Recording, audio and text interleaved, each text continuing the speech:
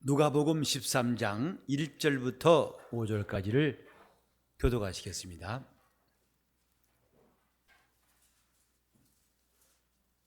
그때 마침 두어 사람이 와서 빌라도가 어떤 갈릴리 사람들의 피를 저희의 제물에 섞은 일로 예수께 고하니 대답하여 가라사대 너희는 이 갈릴리 사람 이같이 해 받음으로써 모든 갈릴리 사람보다 죄가 더 있는 줄 아느냐. 너희에게 이르노니 아니라 너희도 만일 회개치 아니하면 다 이와 같이 망하리라. 또 실로암에서 망대가 무너져 치어 죽은 18사람이 예루살렘에 거한 모든 사람보다 죄가 더 있는 줄 아느냐. 너희에게 이르노니 아니라 너희도 만일 회개치 아니하면 다 이와 같이 망하리라. 사람이 완전하고 그 모든 피조물 가운데에서 뛰어난 존재이지만 그 인간이 가진 약점 중에 하나 뭐냐면 자신을 보지 못한다는 바로 그 점입니다. 자기를 보는 눈, 이것이 사람들에게는 매우 부족하다고 할 수 있습니다. 남은 잘 보는데 자기는 보지 못하는 이 사실을 깨닫고서 신앙생활하면 참 유익합니다. 우리가 거울이라는 것을 매우 요긴하게 이용할 때가 있죠.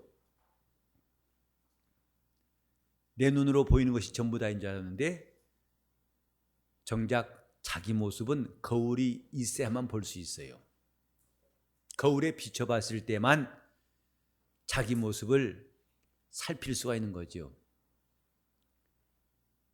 누가 나에게 대해서 내 형편을 잘 말해줄 수 있을까? 아무리 봐도 자기만큼 자기 형편을 아는 사람이 없고, 이제 더 나아가서 나보다 나를 더 잘 아시는 분이 하나님이시라는 것도 신앙 안에 들어왔을 때에 깨닫습니다. 자기를 볼 수 있는 사람, 자기를 살필 수 있는 사람, 이 사람이 지혜로운 사람이에요. 정말 발전하고 싶다면, 또 변화되고 싶다면, 성장하기 원한다면, 잘 되기 원한다면 자기를 볼 줄 아는 것이 지름길입니다. 영적 생활은 더더욱이 자기를 볼 줄 아는 지혜가 있다면, 그럴 마음이 있다면 아주 훌륭한 신자가 될 수 있어요.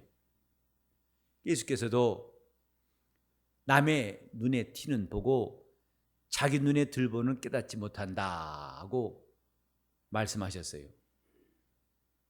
남의 눈에 티는 그렇게 세세하게 보이지만은 들보가 자기 눈에 들어있는 것은 깨닫지 못한다는 것, 이것이 인간의 어리석은 점입니다.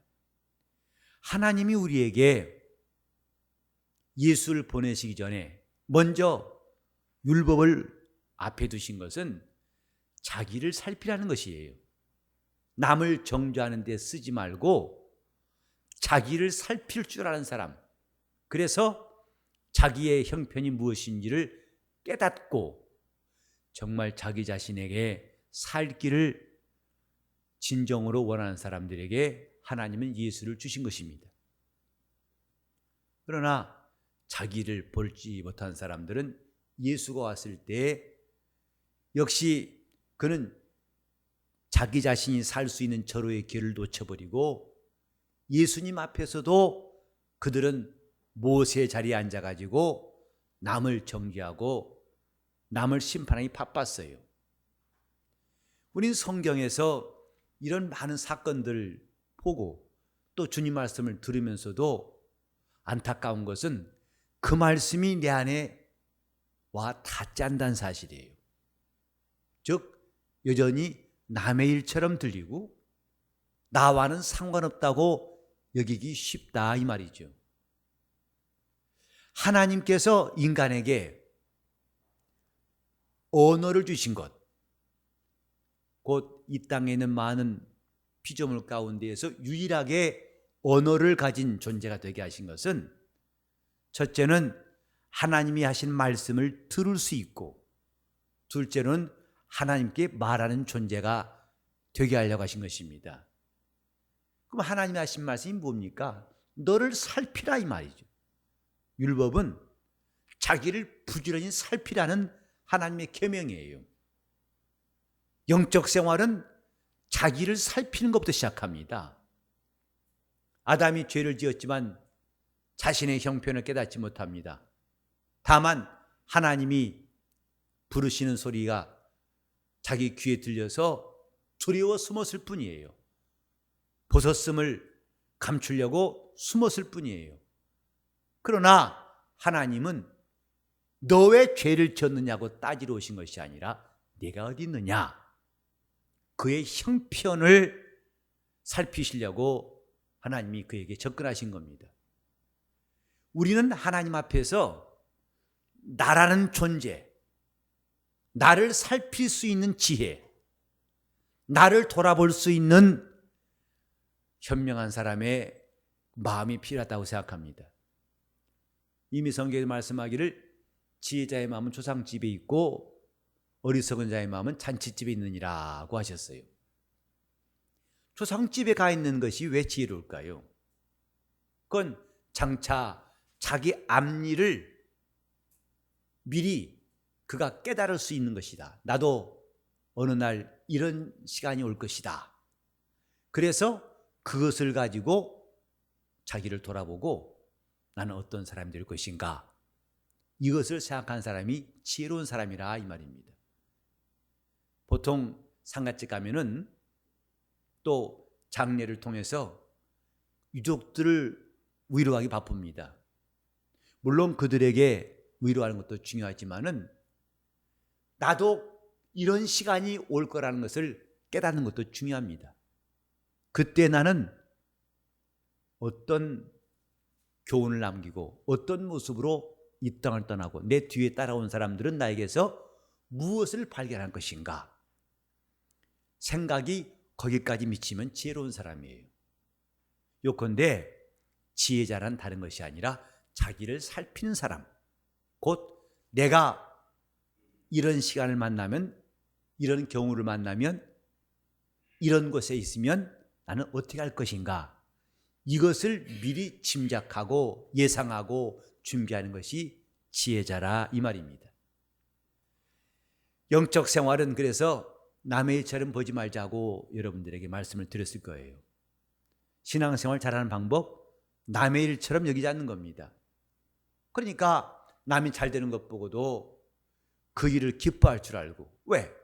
나도 저렇게 됐으면 좋겠다 해서 함께 기뻐하는 것도 중요하고, 남이 안 되는 걸 보고도 자신도 저런 불행한 일에 빠지지 않도록, 그때 가서 후회하지 않도록 미리미리 나는 어떤 준비할 것인가, 이것도 중요한 것이고, 남이 실수하는 거 보고도 그것을 타산지적 삼아가지고 자기의 행실을 돌아보는 것 매우 중요한 일입니다. 신앙생활은 남이 대신할 수도 없고 또 남의 일처럼 해서도 안 되는 것, 이게 신앙생활의 특징입니다. 그러니까 남의 일처럼 보지 않는 것과 또 남이 대신할 수 없는 이 두 가지를 알았다면 우리는 동시에 참 부지런하겠다, 내가 부지런하지 않고는 이 두 가지를 극복하기 어렵겠다, 이런 생각하게 됩니다. 남이 대신할 수 없으니 내가 다 해야 됩니다. 그러니 부지런할 수밖에 없겠죠. 교회에서도 점점 이제 신앙생활을 하면 남을 시키는 데 익숙해집니다. 목사가 그 중에 첫째예요. 그래서 목사가 어느새 처음에는 자기 스스로 하다가 나중에 시간 가면서록 자꾸 남에게 시킵니다. 왜? 말하는 게 훨씬 쉽죠. 직접 하는 것보다도 훨씬 쉬워요. 이것이 지금 때가 끼는 중입니다. 먼지가 쌓인 중이고, 그 다음에 신앙생활에 거품이 생기는 것, 그런 것인 줄 알고 자기를 돌아본 사람이 지혜로운 겁니다. 직접 일하는 겁니다. 남에게 시키는 것보다도 직접. 자, 남이 대신할 수 없고 시작. 그 말은 내가 직접 해야 한다 이 말이죠. 남들어 기도부터 해놓고 자기는 기도 안 한다. 이건 말이 안 되는 거죠. 내 힘이 부족하니까 옆 사람에게 도와달라고 기도부터 하는 것이지, 기도하려 해놓고 자기는 기도 안 한다는 것은 처음부터 진실치 않습니다. 그런 기도는 응답이 있을 거라고 생각할 수가 없어요. 남이 대신할 수가 없어요. 곧 각각 내가 해야 한다는 뜻이에요. 자기 몸이 점점 굳어지고 게을러지는 것, 이것은 상당히 경계할 일들입니다. 우리는 마지막까지 내가 해야 할 일들을 남에게 미루지 않도록 자신을 부지런히 관리를 해야 됩니다. 이제 우리나라도 앞으로 얼마 있으면 인구 20%가 노인이랍니다. 초노령 사회로 들어간다고 그러는데, 그래서 이제는 어디 가든지 다 건강에 대한 이야기를 쉽게 들을 수 있어요. 어떻게 하면, 또 뭘 먹으면, 또 어디 가면 좋아진다. 그래서 이럴 때마다 떠오르는 말이 9988123이란 말이 참 잘 떠올라요. 99세까지 팔팔하게 살다가 하루 이틀 앓고 죽으라는 거죠. 그게 제일 좋다는 거예요. 무조건 장수하세요도 별로 좋은 말이 아니라는 거예요. 팔팔하게 살다가 오랫동안 아프지 말고 하루 이틀 앓다 죽으라는 거죠. 자, 따라해봐요. 9988124. 꼭 구구단 같은데 가장 실속이 있다는 거죠. 근데 이런 말이 무색해질 만큼 우리는 나이 들어서 자기 스스로가 자기를 돌아보지 못하는 일이 생기게 됩니다. 남이 휠체어를 밀어줘야만 갈 수 있고, 남이 밥을 떠먹여줘야만 되고, 또 대소변도 스스로 처리할 수 없어가지고 남에게 의존해야 되는 신세가 온다면 딱한 일이죠. 그것만 딱한 일이 아니에요. 영적 생활, 자신이 제대로 하지 않는 것 딱한 일입니다. 남이 끌어줘야 따라오고, 남이 믿음을 심어주고 부지런히 그를 돕지 않으면 어느새 널브러져 있고, 나이 들어서 자기 몸 하나 간수 못하는 것뿐만 아니라 신앙생활 그렇게 오랫동안 했으면서 아직도 남에게 의존하고 있어요. 마지막까지 건강하게 여러분이 잘 사시면 좋겠고, 그러나 동시에 여러분 마지막까지 신앙생활에 자기 몫은 각자 다 하시면 좋겠어요. 그게 건강한 신앙생활이에요. 교회에다가 다른 사람에다가 피해를 끼치는 일들은 저도 앞으로 평생에 없으면 좋겠어요. 목사가 그 마지막에 관리를 잘못해가지고 이 교인 저 교인에게 피해를 끼치고 산다는 것, 정말 생각만 해도 끔찍합니다. 그렇지 않도록 부지런히 잘해야겠다 하는 결심하게 됩니다. 남이 대신할 수 없는 것이 신앙생활.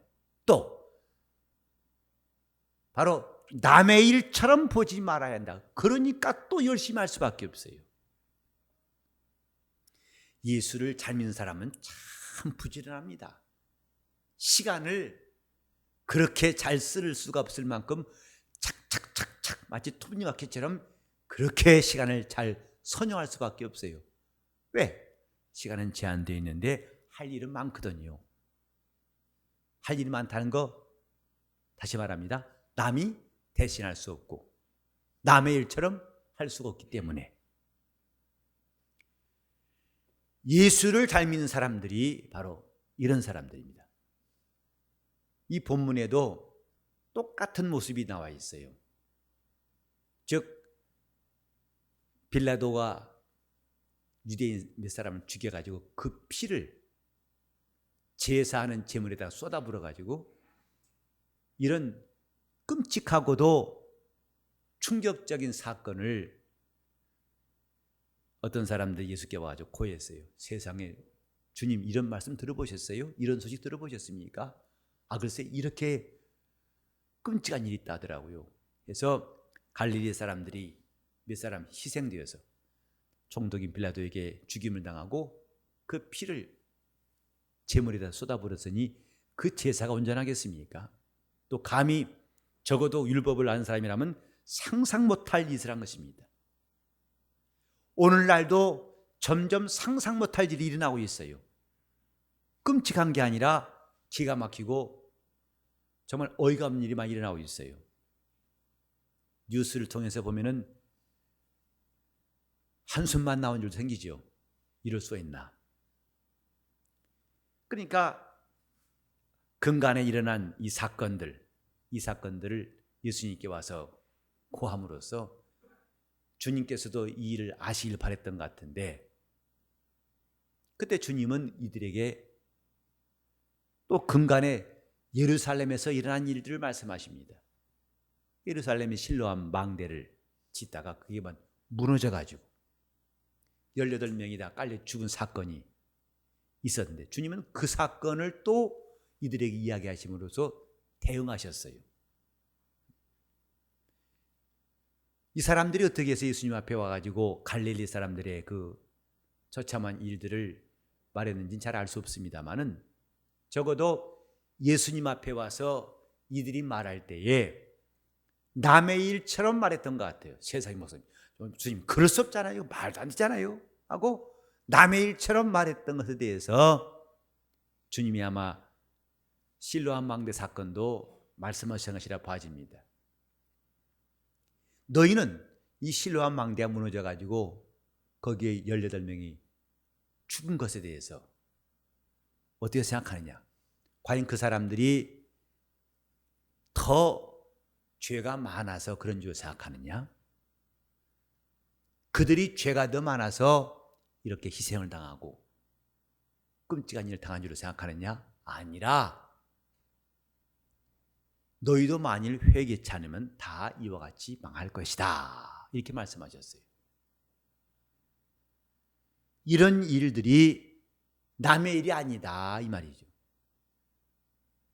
우리는 지금 저 세상 곳곳에, 특히 중동에서 일어나고 있는 끔찍한 일들을 많이 듣고 이제는 매우 둔해져 있어요. 사람 참수란 말이 하도 이젠 익숙해가지고 두렵지 않습니다. 무덤덤해요. 그랬나 보다 싶어요.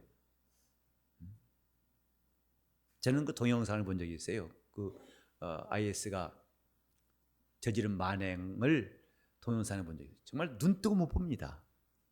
사람으로서 저렇게 할 수 있을까 싶을 만큼. 이집트의 콥트 기독교 한 분파인데 콥트 교도들을 20여 명을 해변가에서 참수한 장면, 그 참수한 다음에 그 해변이 다 바닷물이 피로 물든 장면도 그 동영상에 나왔더라고요. 우리는 그거 보고도 참 안 됐다, 이 정도죠. 그것이 자기와 가깝게 느껴지지 않습니다. 또 나한테는 그런 일이 일어나지 않을 것이다. 왜? 거기와 여기는 뭐니까? 우리는 IS와 상관없으니까 라고 여기기 쉽습니다. 하지만 그들이 우리보다 더 형편이 안 좋아서, 더 우리보다 죄가 많아서 먼저 그런 일을 당했다고 할 수는 없는 거예요. 나는 안심이다, 그때 죽지 않아서. 우리나라에는 IS가 없으니 다행이다, 그렇게 말할 성질의 것은 아니라 이 말이에요. 오늘날 우리나라에서도 얼마든지 IS는 아니더라도 얼마나 불행한 일들이 생길 수 있다는 것 우리는 인정할 수밖에 없어요. 다 지금 우리 각각 목전에 있는 일이라 이 말이죠. 눈앞에 있는 일들이에요. 하나님 보실 때에는 너나 저 사람이나 형편이 별반 다르지 않다. 별반 다르지 않다. 사고가 난 다음에야 이럴 줄 몰랐습니다, 나에게도 이런 끔찍한 일이 있을 줄 몰랐다고 후회받자 아무 소용없습니다.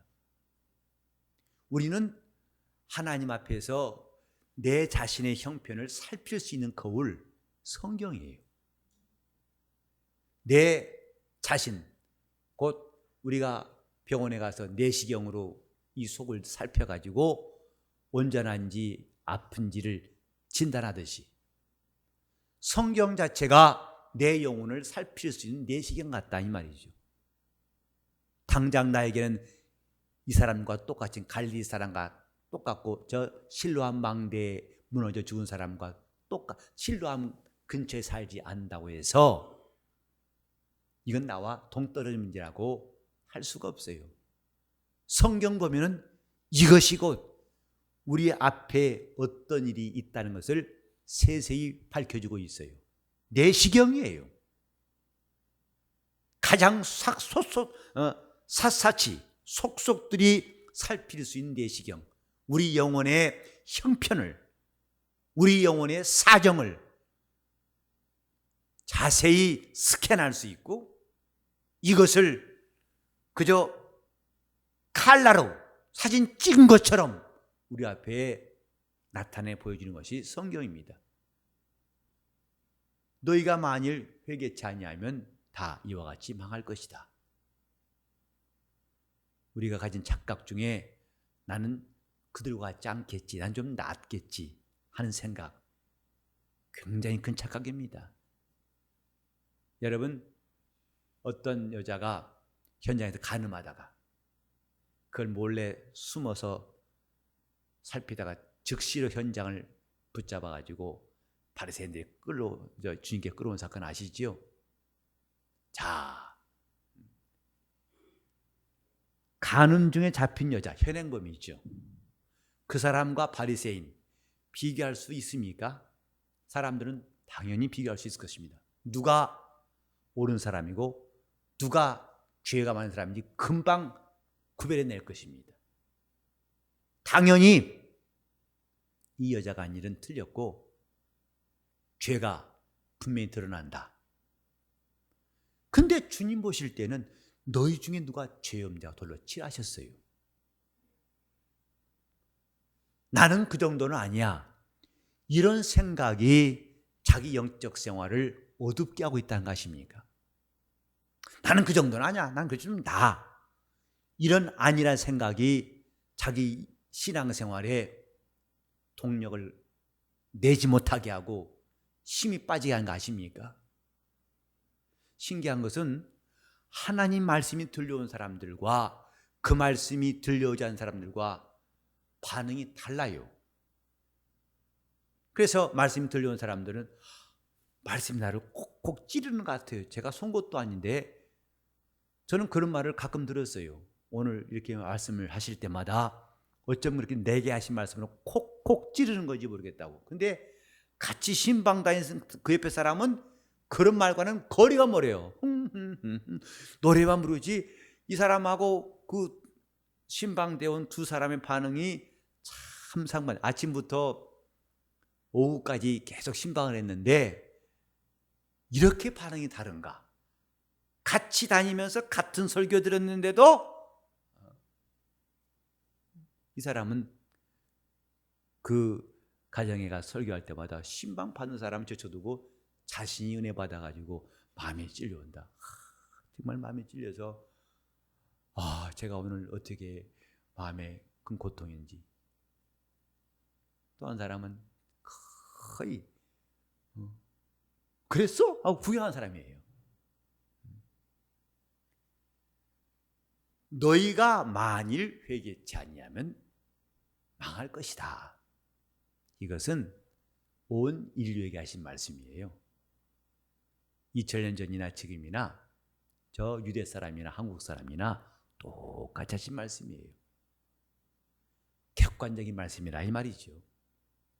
성경은 모든 인류가 들어야 할 객관적인 주님의 말씀이에요. 특정한 사람, 우리가 보통 삭개오에 이야기할 때 삭개오란 특수인물을 생각하기 쉽습니다. 아니요. 삭개오는 죄인이라 했던 것처럼 삭개오는 모든 인류, 죄인은 인류의 대표격이에요. 그의 모델로 말씀하신 것 뿐이에요. 저 나사로가 무덤에서 주님을 만나가지고 걸어 나왔죠. 무덤 속인 나사로 인류의 모습이에요.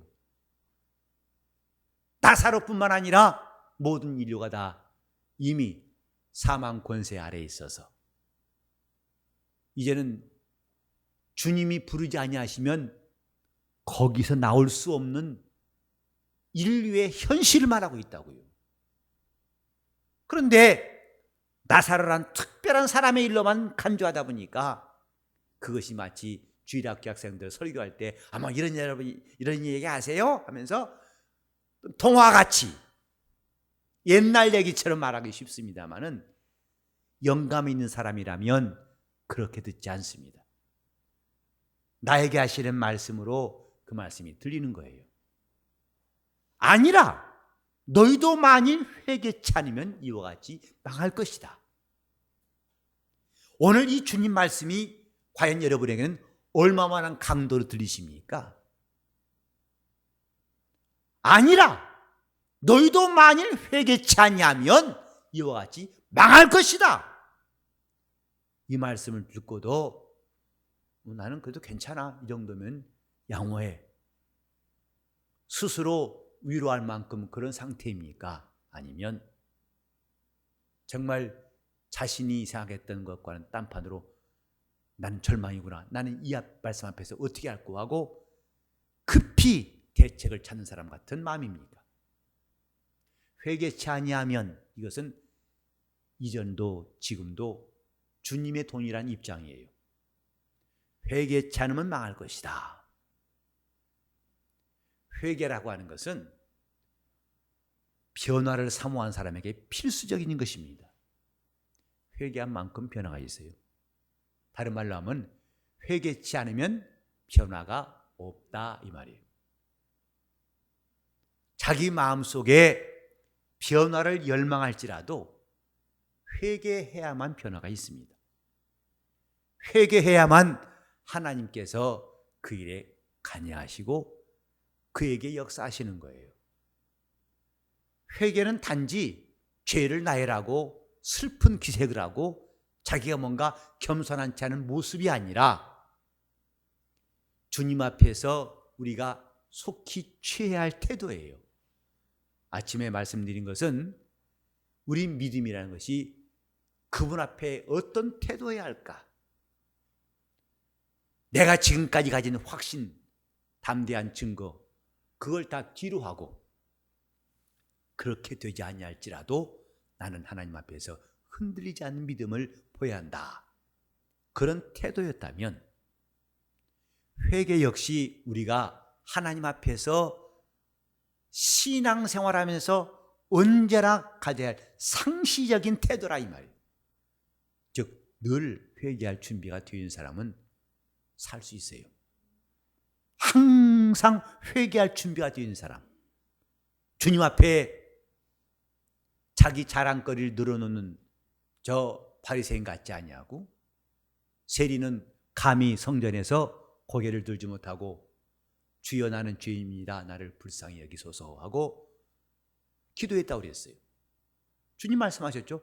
누가 들으심을 얻었겠느냐, 저 바리새인이냐 아니면 세리냐 하고 주님은 누가복음 18장 9절 이하에 말씀하셨어요. 누가 들으심을 입었겠느냐, 항상 회개할 준비가 되는 사람. 회개는 선택 과목도 아니고 또 띄엄띄엄 간격을 두고 할 수 있는 것이 아니라 주님의 말씀에 의하면 회개치 않으면 망한다 하셨어요.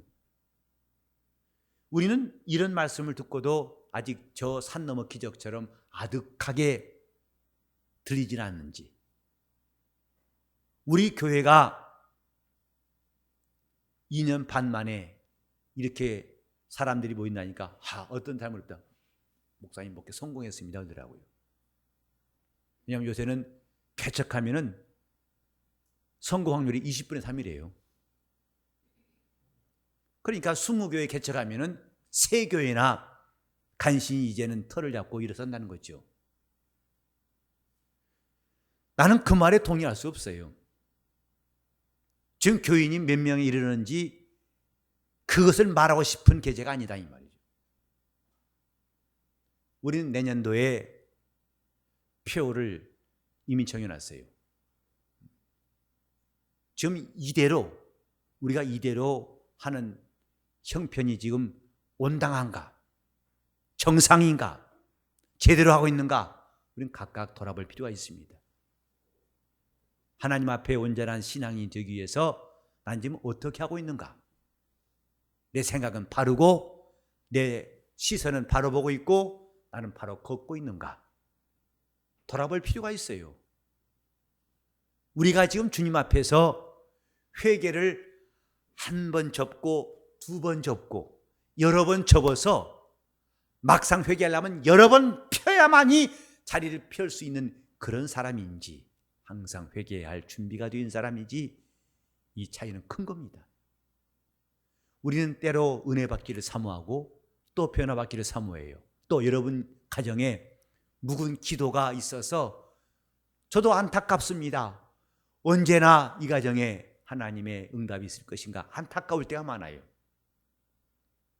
그래서 어떤 때는 참 목회한다는 것 자체가 짐이에요.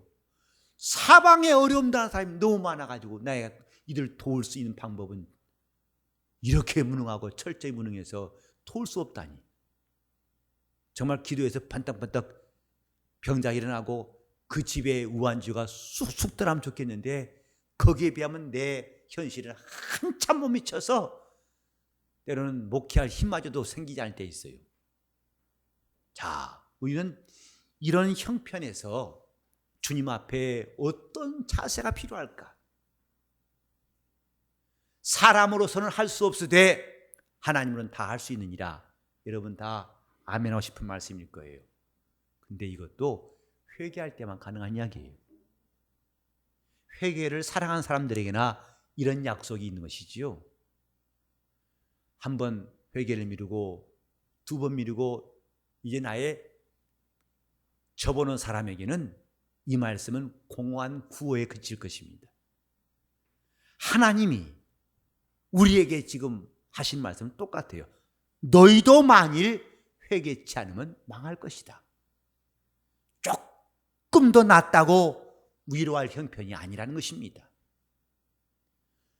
이렇게 신앙생활은 자기를 내시경처럼 성경을 내시경처럼 사용해서 살필 수 있어야 제대로 할 수 있어요. 우리 교회가 어떤 교회 되어야 할 것인가? 저는 아직도 여러분들 앞에 청사진을 내놓을 만큼 구체적으로 말씀드릴 수가 없어요. 아직 진행형이에요. 이렇게 해야겠다. 이건 하지 말고 좀 하나하나 맞춰가는 기계를 조립해가는 중이지 아직 완성품을 만들었다 할 수 없습니다. 적어도 우리는 각각 지금 신앙생활하는 모습이 제대로 가동되는 기계 마냥 된 것은 아닌 것 같아요. 우리 교회에서도 이제 여느 교회가 똑같은 모습들을 발견하게 됩니다. 어떤 분이 그러더라고요. 한국 교회는 10%만 움직인다 그래요. 교인이 1000명이면 100명만 움직인다는, 나머지 90%는 방관자라는 거예요. 근데 우리 교회도 정확히 그 수치인지 모르겠지만은 그리 다르지 않는 것 같아요. 뭐 합시다 그러면은 움직인 사람은 딱 정해져 있어요. 주님이 일하신 교회라면 이런 모습은 아닐 거예요. 그리고 어느새 봉사한 사람은 계속 봉사 바쁩니다. 나는 사람은 계속 구경꾼들이에요. 우리 교회 초창기부터 이런 모습이 있다는 것은 매우 우려스러울 만한 일이에요. 저 사람이 아니고 나는 없고. 저는 앞으로 여러분들에게 호소하고 싶은 것은 우리 교회가 군중이 아니라 회중이 됐으면 좋겠다 하는 거예요. 군중은 모래더미 쌓는, 돌을 쌓는 것처럼 그냥 모여있는 것입니다. 그 모래 자갈이 모여있을 때 그냥 쌓아만 놨다는 것은 그들 간에 아무 관계가 없어요. 그러니까 누가 퍼가면 퍼간 대로 다 떨어지게 돼 있고 쓰면 쓴 대로 없어지게 되어 있어요. 그러나 회중이라는 것은 같은 인원이 있다 하더라도 연결되어 있어요. 기능이 있어요. 지체가 되고 역할이 있어요. 하나만 빠져도 금방 그 부족함이 드러나고 전체 기능이 안 나오게 되어 있습니다. 우리 교회가 100명이든 200명이든 300명이든 교인이 많아질수록 그들이 다 군중이 아니라 회중이 되어서 주님이 주시는 교회 역할을 더 풍성하게 감당할 수 있다면 얼마나 좋을까 하는 생각들을 많이 해봐요. 교회는 군중이 아닙니다. 이런저런 사람이 모여서 모여만 있는 것이 아니라 그들이 지체가 되고 있어요. 이 사람은 여기서, 저 사람은 저기서. 여러분이 갓난아이를 보시면은 그 몸의 지체가 우리와 똑같죠. 그러나 그들이 할 수 있는 제대로 기능하는 것은 몇 개 없어요. 그러니까 밥도 어머니가 먹여줘야 되고 걸음마도 걷도록 붙잡아줘야만 간신히 걸을 수 있고 다리가 있고 입이 있고 귀가 있습니다만 그 기능이 아직 온전하지 않다 이 말이에요. 인기 있는데 있으나만 아직은 그 기능이 정상화 안 됐단 말이죠. 교회에 여러 사람이 있는데 그 사람들이 제 기능이 안 돌아온 것은 아직 어린아이 같아요. 그러나 장성한 사람은 자기 몸의 기능이 100% 활용하고 있어요. 모두가 다 움직입니다. 생각하는 것 시작해서 판단하고 또 움직이고 만들고 가져오고 가져가고 다 할 수 있어요.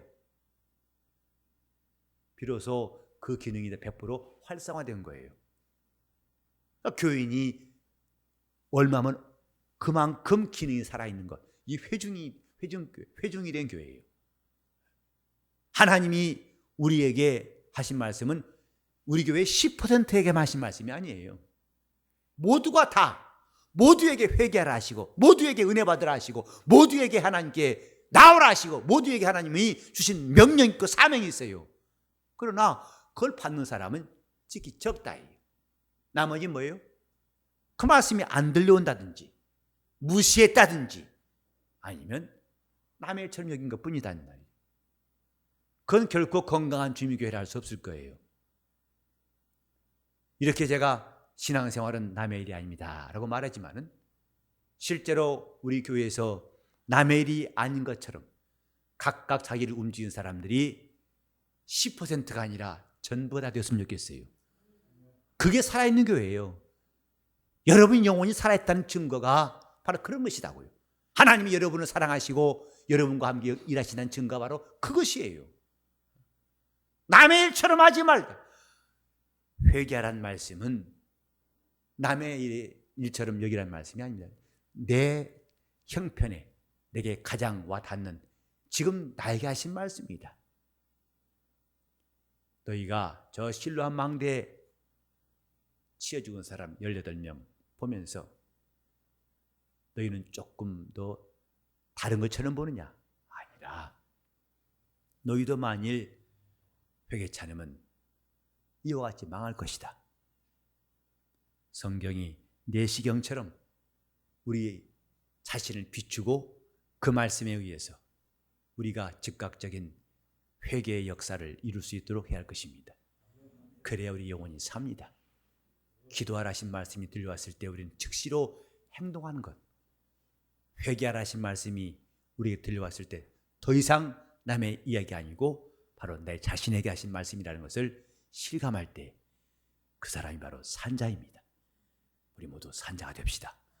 살아 움직이는 역사가 우리 교회에서 충만할 수 있도록 모든 기관들이 모든 셀들이 꿈틀거리고 움직이고 이제는 쥐고 뛰고 움직이는 그런 역사는 하나님 말씀 앞에서 남의 일처럼 여기지 않을 때에 시작될 수가 있는 것입니다. 회개치 아니하면 이 말씀은 우리 모두에게 하신 말씀이에요. 주님의 은혜를 우리는 더 이상 미루지 말고 그분이 주신 기회를 더 이상 사양하지 말고 우리 하나님 앞에서 신령한 기회를 늘 얻을 수 있기를 예수 이름으로 축원합니다. 신앙생활 남의 일이 아닙니다. 남이 대신할 수 없습니다. 이제 우리 각각 움직일 차례인 줄 아시고 주여 내가 이 말씀과 함께 움직이겠사오니 나를 도와주시도록 통성으로 같이 기도하시겠습니다. 하나님 아버지, 우리 하나님 말씀 앞에서 하여 주옵소서. 하나님 아버지, 우리 몸의 감각이 세월이 갈수록 둔해지고 또 굳어져서 나중에는 남의 신세를 질 수밖에 없는 초라한 시간들이 온다는 것, 우리가 미리 보면서 자기 자신을 잘 관리하게 도와 주시옵시고, 이와 함께 영적 생활도 자기의 영감이 부족하고 믿음이 부족해서 남이 손을 필해야만, 남이 붙잡아줘야만 그렇게 움직일 수 있는 답답한 사람이 되지 않게 하여 주시옵소서. 처음에 믿을 때는 청년처럼 믿었지만은 어느새 10년, 20년 지난 다음부터는 급속히 노화돼 가지고 남에게 신세를 지고 남이 도와주기를 바라는 딱한 사람이 되지 않도록 우리는 하나님 앞에서 새 힘을 얻고, 소년도 자빠지고 장년도 넘어질지라도 우리는 하나님께로부터 새 힘 얻는 사람들 되게 하여 주시옵소서. 남의 일이 아닌 것을 우리가 실감하게 도와주시고, 주여 우리 마음이 어둡지 않고 무디지 않게 도와주시고, 감각 없는 사람처럼 좌충우돌하지 아니하고 방황치 않도록 인도하여 주시옵소서. 하나님 아버지, 하나님 말씀이 더 이상 들려오지 않는 답답한 심령이 없도록 우리 영혼을 깨워 주시옵소서. 우리 교회는 온 성도가 다 주님의 살아있는 지체가 되게 하여 주셔서 주님이 원하시는 기능들을 할 수 있도록 도와주시옵소서. 이때 은혜 받게 하시고, 이때 회개하게 도와주시고, 항상 회개할 준비가 되어 있도록 우리를 깨어있게 도와주시옵소서. 하나님 아버지, 남의 허물은 잘도 발견하면서 자기 눈에는 들보가 들어져 있는 것을 깨닫지 못하는 어리석은 마음들을 다 우리가 버리게 도와 주시옵시고, 영적 생활 산자처럼 하게 도와 주시옵소서. 깨어있는 자가 되게 하여 주시옵시고, 움직이는 즉각적으로 순종할 수 있는 젊고 튼튼한 청년처럼 살아있는 힘 있는 생활할 수 있도록 도와주시옵소서. 하나님 앞에 생일 감사한금 드리는 홍정아 씨와 저의 가정을 복주시고, 저의 생명을 주님께서 주님의 생명 싸개로 붙들어 주시옵시고, 강건하게 도와주시고, 이기고 담대한 사람, 신앙이 성장하고 성숙한 신령한 성도들로 저를 인도하여 주시옵소서. 주연이 함께 하시고 인도하시기 원하며 예수 이름 받들어 기도를 드리옵나이다.